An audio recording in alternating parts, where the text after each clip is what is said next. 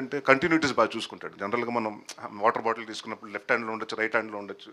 ఎందుకంటే విజ్ been an editor కాబట్టి అన్ని కరెక్ట్గా ఏమండి, ఇందాక మీరు రైట్ హ్యాండ్లో ఉంది, ఇప్పుడు లెఫ్ట్ హ్యాండ్కి వచ్చింది. So all these things very minute details కానివ్వండి, but he has a very sharp eye for that. The trailer looks great as an edit. Thank you. I think that అప్పుడే అనుకున్నాం మేము as an editor it is showing obviously from your previous films definitely, కానీ ఈ trailer కూడా చాలా బాగా cut చేశారు, చాలా చాలా థ్రిల్లింగ్ అనిపించింది. Thank you so much.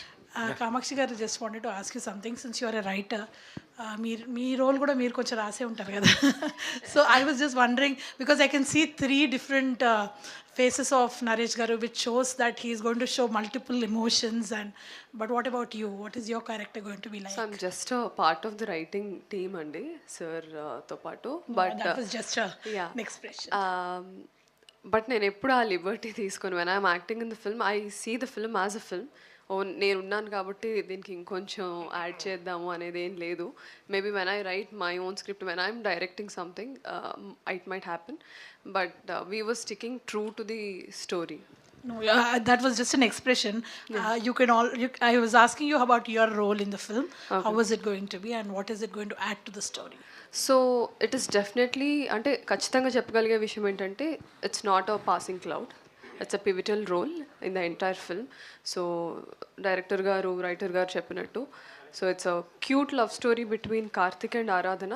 వాళ్ళ లైఫ్లో జరిగే ఈవెంట్స్, సిచ్యువేషన్స్ వల్ల పరిస్థితులు ఎలా మారాయి అన్న దాని నుంచి థ్రిల్లింగ్ అండ్ సస్పెన్స్గా వెళ్తుంది ఆ స్టోరీ, అండ్ ఆ థ్రిల్లింగ్ ఎక్స్పీరియన్స్ వస్తుంది ఆడియన్స్కి. Wonderful. Just one question for Beams Andi. You are a great singer, you are a writer. Kani, you worked wonderfully with a young writer, and మీరు song కూడా you have given it to another music director. So that, tell us about that. I mean, Hesham is also a very renowned, and I think he's one of the example where ఒక other place నుంచి వచ్చి మన దగ్గర settle అయిన, ఇందాక మీరు మాట్లాడుతున్న కాంటెక్స్లో కూడా. సో టెల్ us about మీరు తనతో వర్క్ చేసిన ఎక్స్పీరియన్స్, తనకెందుకు ఇచ్చారు సాంగ్? అంటే ఏం లేదండి, నాకు ఒక పాటను ఎక్స్ప్లోర్ చేయాలంటే ఒక కొత్త వాయిస్ మాత్రమే కాదు, అది ప్రజలకు నచ్చేలాగా ఉండాలనుకుంటాను. ఇప్పుడు ఒక దర్శన కావచ్చు, లేదంటే నా రోజా నువ్వే కావచ్చు, అవి వింటున్నప్పుడు నేను చిన్నప్పుడు విన్న దిల్సే పాటలు కావచ్చు, అవన్నీ వినిపించిన నాకు మళ్ళీ ఒక రెహమాన్ గారి వాయిస్లా వినిపించింది. సో నాకు ఇష్టమైన పాటల్లో చాలా వాయిస్లు ఉన్నాయి. సో అలాంటి వాయిస్ మళ్ళీ చాన్నాళ్ళ తర్వాత నాకు తారసపడ్డది. నేను వెతుక్కుంటున్న ఒక వ్యక్తి తెలియకుండా ఒక ఊళ్ళో మనం కలిస్తే గబాల్లా సంతోషపడ్డట్టు నేను వెతుక్కుంటున్న వాయిస్ నాకు దొరికింది. సో మొదటి ప్రయోగం చేద్దామని చెప్పేసి నేను అడగగానే, విచిత్రం ఏంటంటే నేనంటే తనకు చాలా ఇష్టం.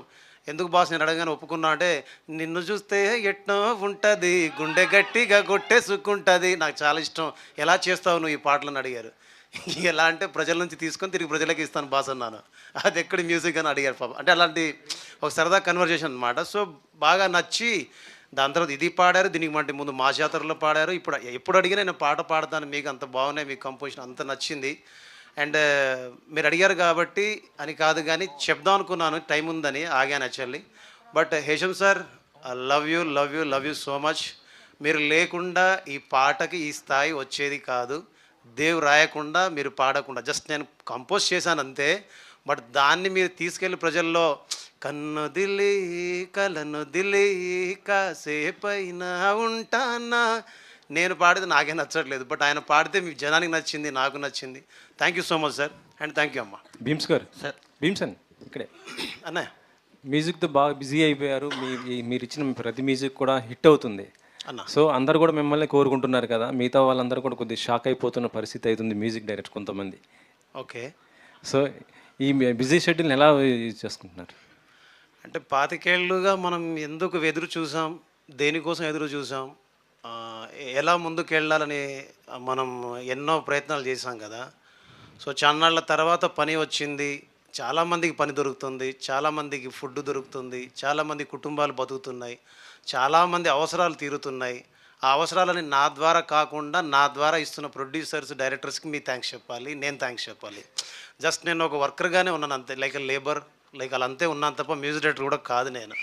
జస్ట్ నేను ఒక పనోడిని, నేను పని వీడు బాగా చేస్తాడని వాళ్ళు నమ్మారు, నేను పని చేస్తున్నా అంతే. ఈరోజు కూడా మీరు నమ్మరు, నేను స్టూడియో గేట్ దాటిన తర్వాత మ్యూజిక్ డైరెక్టర్ క్యారెక్టర్ వదిలేస్తాను. ఒక